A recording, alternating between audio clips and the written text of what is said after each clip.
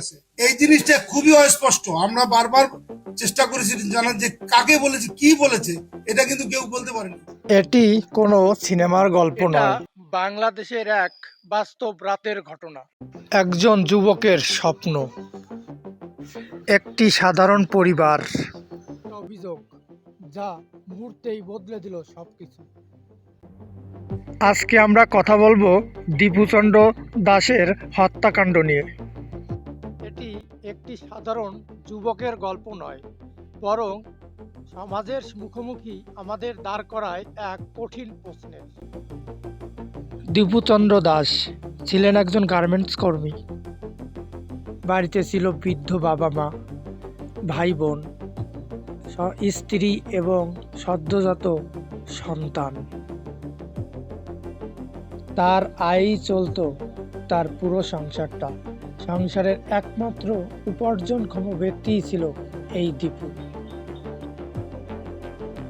স্বপ্ন খুব বড় ছিল না, ছিল এক বুক আশা, পরিবারকে ভালো রাখবে, নিজের একটা ঘর হবে। ঘটনার সূত্রপাত একটি অভিযোগকে কেন্দ্র করে, ধর্ম অনুভূতিতে আঘাত। আছে। এই জিনিসটা খুবই অস্পষ্ট। আমরা বারবার চেষ্টা করেছি জানার যে কাকে বলেছে, কি বলেছে, এটা কিন্তু কেউ বলতে পারেনি। এবং আমার মনে হয় যে উত্তেজিত জনতা আর কোনো প্রিভিয়াস এনিমিটি কারোর সাথে কোনো ছিল কিনা সেটাও আমরা তদন্ত করব।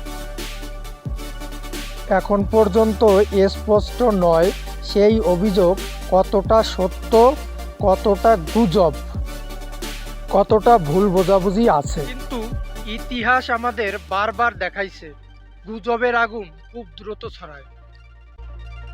খুব দ্রুতই ভিড় জমে যায়।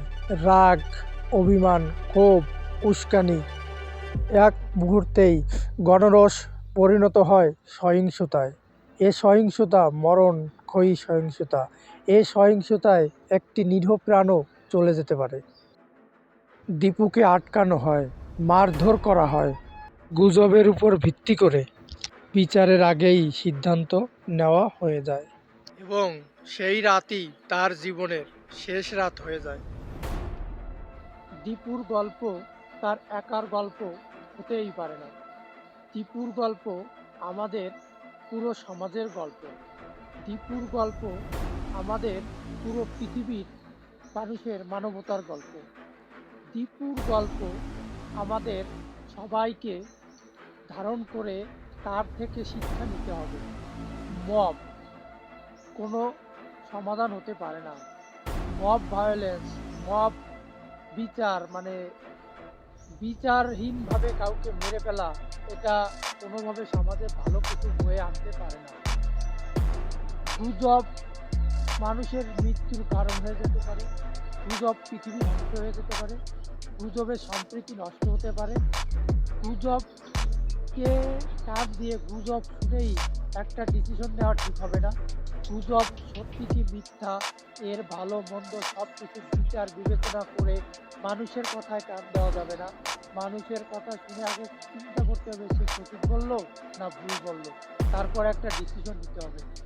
আমি সবার কাছে আহ্বান করব, আপনারা গুজবে কান দিবেন না, সত্যি কি মিথ্যা যাচাই বাছাই করে একটা ডিসিশন নেবেন। আর বিচার না করে, বিচারের মাধ্যমে আইনের সহযোগিতা না করে কাউকে এইভাবে নৃশংসভাবে হত্যা করবেন না। একটা মৃত্যু তার পিছনে না জানি আরো কত মানুষের জীবন। সবসময় মনে রাখবেন, সবার উপরে মানুষ তো তাহার উপরে নাই। ধর্ম বর্ণ নির্বিশেষে আমরা সবাই মানুষ, এটা আমাদের সবার মনে রাখা উচিত। ধন্যবাদ সবাই।